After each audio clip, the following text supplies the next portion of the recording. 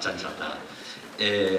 Bueno, orduan, nik oinak botako ditut, nik kantatu nuen bersoa kantatuko dut, eta gero, haiek, oin horiekin, bakoitzak bere bersoa egin beharko du.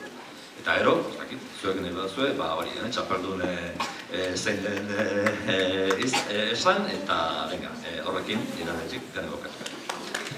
Orduan, bueno, nik oso bezki kantatzen dut, orduan, ez berturtu, irakasleak eman zezkigun rimak edo puntuak izan ziren.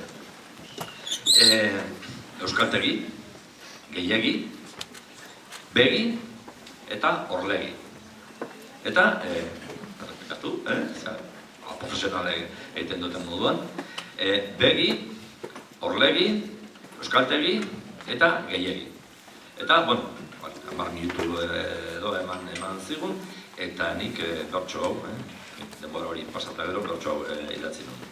Eta, zonako, oso ezka kantatzen dut, baina, bueno, gutxo gara bera, hau zezaten.